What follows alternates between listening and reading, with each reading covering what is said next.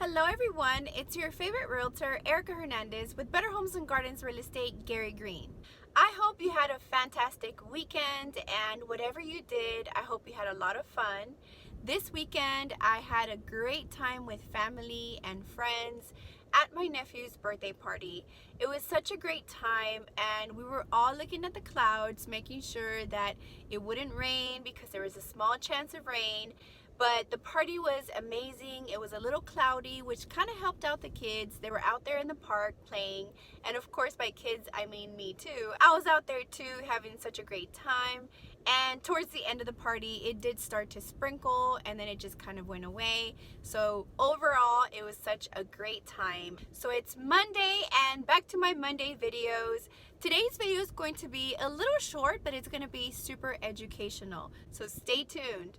Alright guys, so the question and topic for today is, should I buy a fixer-upper, and what does it take to buy a fixer-upper and do all the work myself?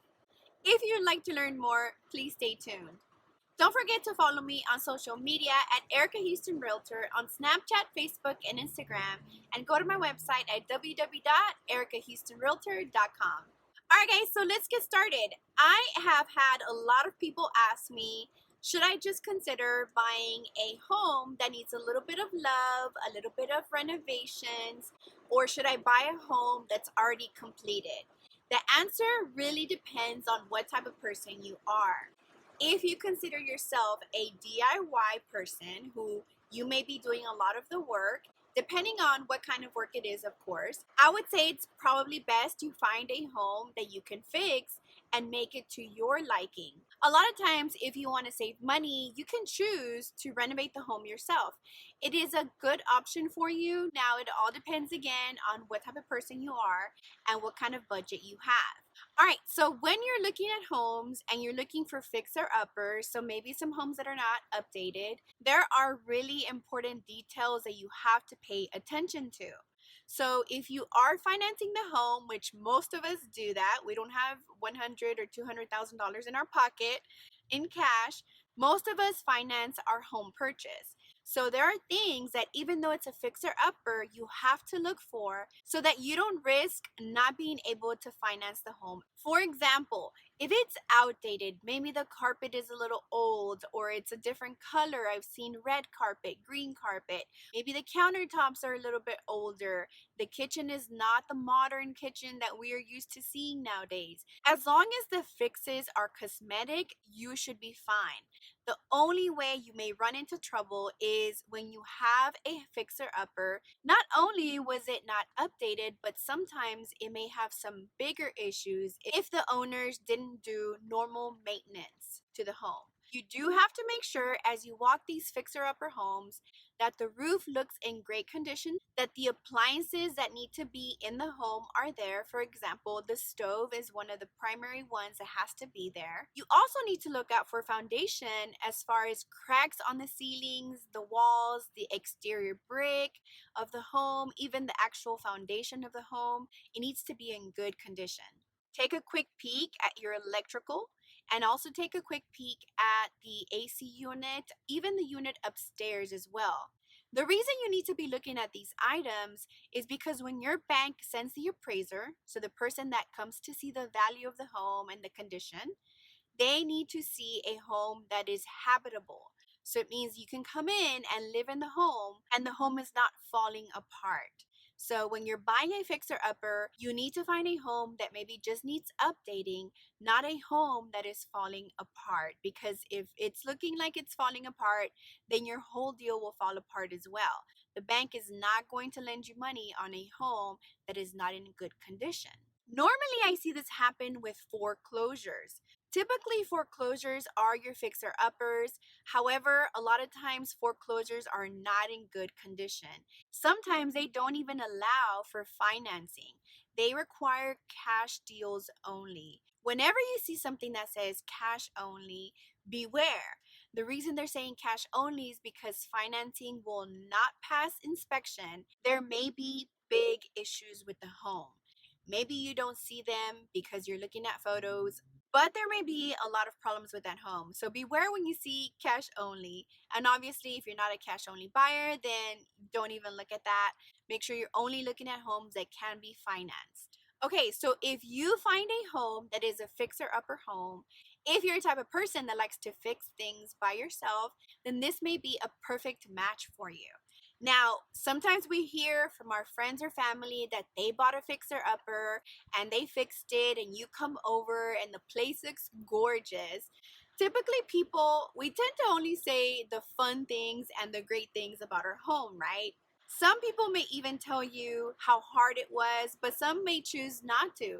They'll just say, "Oh, it was great. We loved fixing our home, and look how beautiful it looks right now. I love, love, love my home." And they do. When you fix your house to however you like it becomes the perfect home. It really does. When my buyers are out looking at homes, it's a challenge to find that 100% home, but a lot of times we end up in that 90-95% perfect home. There's always that one thing that maybe we don't love, but overall we love the home. The option of a fixer upper home is something I present when I start to see that my buyers are looking at homes. There's always something wrong with every single home. I will typically present one of two things. Either we get you a new home and you build it from scratch, or you get into a fixer upper home that you could probably buy at a cheaper price and then make all the adjustments you want, any renovations to your liking. This tends to work out for a lot of people. A tip I can give to you if you end up purchasing a fixer upper, you will need to have a contractor who can probably price what the work will cost you. Reach out to more than one contractor so you know that what you're paying is average for that particular job you're looking for. Once you do that, you can decide if you want to do your own demo. So you can come in on the weekend, maybe when you're off, and start demoing the house in the areas you want renovated. If you want new flooring, or you want new vanities, or you want the kitchen to be completely new, then you could start the demo process yourself to save you a little bit of money. I find that when you do the work yourself, you do it right and you're confident in your work. A lot of times we have a vision and we try to communicate it with our contractors, and sometimes you could be a little disappointed.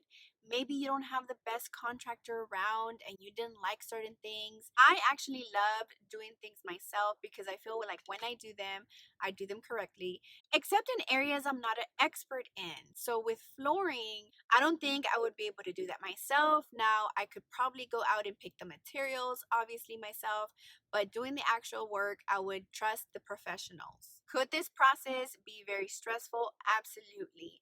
You have your 9 to 5 job and you have other responsibilities throughout the day and throughout the week, and it does become a little overwhelming when you're trying to update your home a little at a time. Some people choose to actually move in and tackle one area at a time, and that can be stressful too. So if you're tackling your kitchen, it's going to be a little bit of an inconvenience for dinner, breakfast, things that do involve using the kitchen. Not everyone has the luxury to just live somewhere else while you're flipping your home or renovating. So sometimes just moving in is what you have to do, and you just have to be super patient. In my opinion, I think it's okay to ask for help. If you feel like you're getting a little frustrated, invite some friends over, maybe feed them or do something like that to have a good time. I think people tend to say yes if they know that they're helping their friends and helping each other out. So it's not a bad thing to reach out to your friends and don't try to do everything all by yourself. At the end of the day, don't forget, if you buy a fixer upper and you do the work yourself, think about the money you are saving. Because when you already buy one that's already renovated, you're paying double for what that person paid to renovate the home. In my experience, I have also seen houses on the market that are half completed. Normally, I try to ask what happened, and sometimes they do say the truth, but sometimes they choose not to disclose it. But some people buy the homes, start the renovations, and realize it is too much. So they just give up on the whole thing. They try to put it on the market and try to sell it as is, which can be a difficult sell. But some people just want to cash out, be done with it, forget all about renovating. At the end of the day, it is not an easy task, but nothing worth having is easy. Have you ever heard that? So keep that in mind if you do buy a fixer-upper. Just keep your head up, keep going, and there is a light at the end of the tunnel, and you will see it soon. Now, I'm going on and on about these renovations and purchasing a home, but let me just talk a little bit about the details. So, what will happen is you can finance this home that you're looking at as long as it looks in good condition. You will be paying your mortgage payments on the price that you bought your home for. All the renovations could be done two ways. One way you could do the renovations is your personal savings. So you start saving up for a couple of weeks and you could tell yourself, okay, I have enough money for the flooring. Let's tackle the flooring this week. You can do something like that where you're saving and paying it, or you could start getting credit cards and putting all that material on your credit card. It's not the best deal, but it's definitely an option for you. The other option you have is that when you buy this home to renovate, you can get a loan for the purchase price, but also combine it with the renovation loan. Your mortgage payment will be what you bought your home for and the loan you got for your renovations added together, and then that will be your total mortgage payment. Now, you're still saving because you're not paying double what you're going to be using for materials and labor.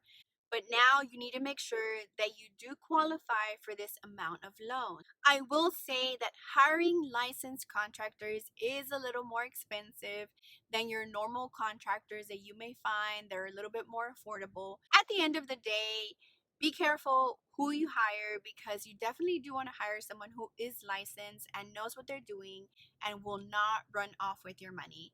This is another risk you may have if you're buying a fixer upper. Make sure that you're doing your research and whoever you hire is someone that you really trust and you have researched a lot. The cheaper way sometimes is not the best way. So make sure that if it is someone who is a little less expensive, that they have some good references that you can contact and talk to regarding their work.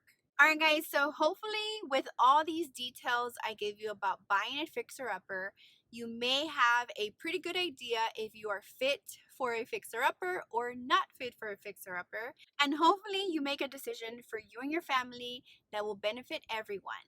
There are a lot of benefits for buying a fixer upper. You just have to make sure that you are ready for this step. Alright guys, I hope you enjoyed today's short video and hopefully the rain did not bother you too much. It actually stopped raining right now. I just didn't want to skip making the video for today. So hopefully you enjoyed it, and if you or anyone you know is thinking about buying a fixer upper, please send them my way so I can give them more details and help them out to make this decision about buying a home. If you're still watching, consider hitting the like button and don't forget to subscribe to my channel and hit the notification bell so you don't miss any of my videos. If you are a past client of mine and you bought a fixer-upper, please leave some comments below on your experience. I know that I do follow a lot of my past clients on social media and I'm able to see how they have changed their homes. And honestly, my clients I have bought fixer-uppers have done a tremendous job. I am so proud of them. They have made their home just so gorgeous, so beautiful, and completely theirs. It has their style written all over their home, and it's just a great thing to see that they are making big progress and that their home finally feels like their own home. I hope that you have a very productive week, and I can't wait to see you next Monday for my newest video. Thanks for watching and have a great week.